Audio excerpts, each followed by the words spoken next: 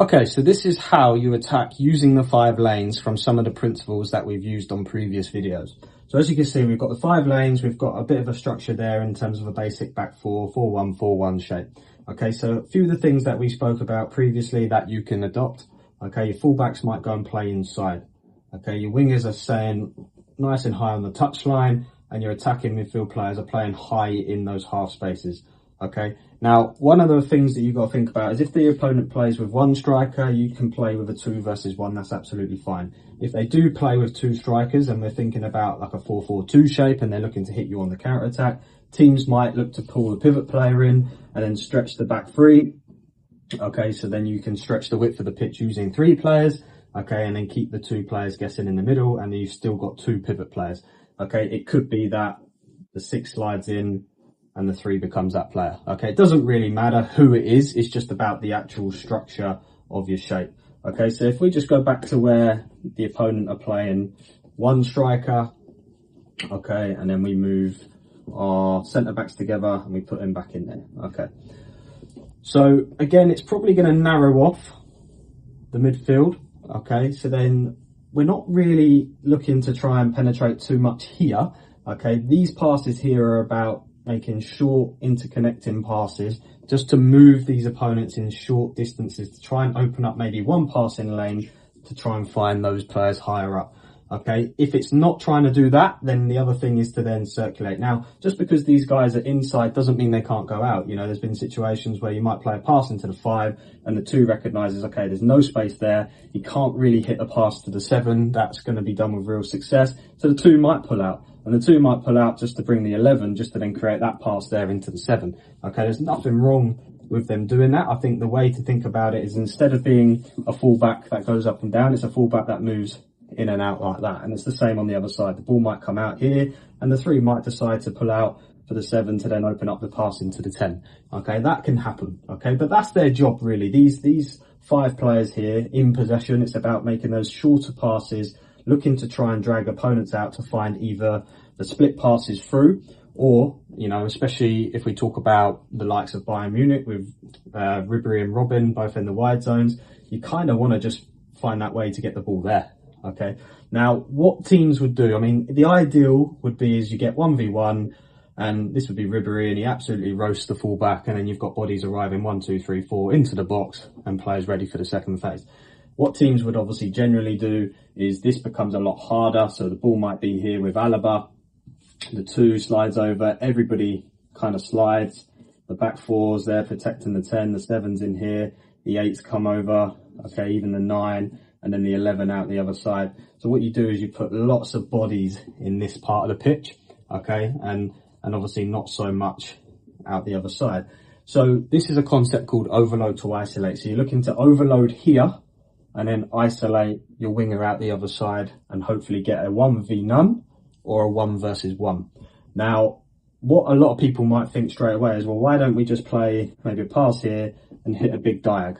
The problem with hitting the big diag is, yes, it will probably find the 7 easily, but as that ball travels that distance, you're just going to end up with the yellows being able to slide over, okay, across the whole pitch.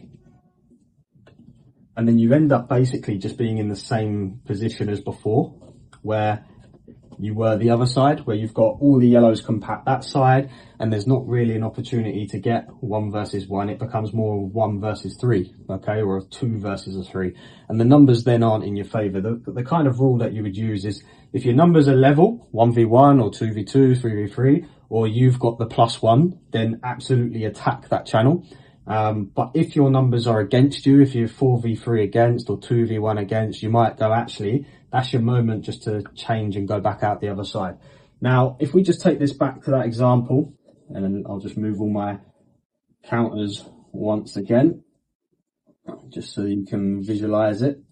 So if you've got this situation here where you've got lots of bodies, we don't really want to hit that big diag just to end up in the same position again. Okay, so what we're looking to do is to use those shorter interconnecting passes centrally to again keep players obviously coming towards the ball, but we're looking then just to try and open up maybe a passing lane, okay, to then what we call switch and slice. Okay, so as this pass goes here, you might be able to find the 8. Okay, if the 11 drops in, the 2 might be able to step in. Okay, or a situation where, let's say, the 4's starting to gamble now, because everybody starts to gamble. Okay, you might be able to go, right, can we find that pass in there? Okay, in terms of like a forward line and looking at this, the striker and the wingers and also the 10s are really important. They're looking at this back 4 as a chain, and we're looking for the kink in the chain. There's always somebody when we're switching the play that doesn't quite get over quick enough. You know, they'll get away with it when you hit one big diag because everyone just runs. Okay, but as soon as you start playing passes here where he's now looking up that way and he's thinking, right, I'm going to hit the switch ball. Okay, the 3 might jump a bit early, but the 6 might not.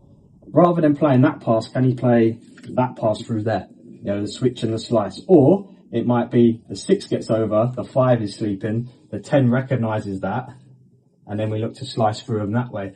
It could be that the 5 goes and the 10 creates that gap. It could be that they all go and we've got now a 2v1 there and he reverses it back.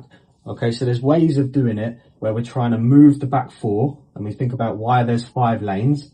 Okay, it's to try and attack one of those spaces in that back 4.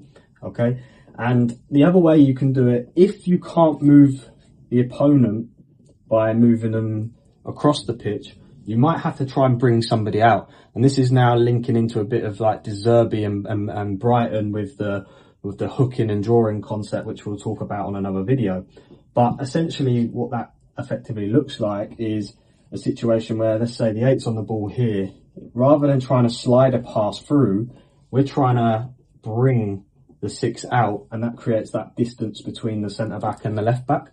Now, a way you might do that is just a positional play of the 8. So if we say to him, go and stand in that half space there when, you know, let's just talk about the 5 on the ball. Okay, if the 4 slides over, it might be that you do have to go around the other side and use it there. But let's just pretend we've been that side, we're moving around the other way, and now this player's got the space here. Now, you could say, well, okay, that's a 2v2, you could do it. And naturally what would happen is that pass goes in and then we do that. Okay. The other thing is what happens if they're a really aggressive centre back and we push it position higher. Can he try and do that and bring him out? And then we're looking for runs from the 9 or from the 7 to get in behind for one pass. Okay. So if it's not about moving them side to side, it might be about moving the centre back out so that we can attack spaces behind. But the ideal is to attack one of the 3 middle lanes. They're the lanes that we want to try and create open because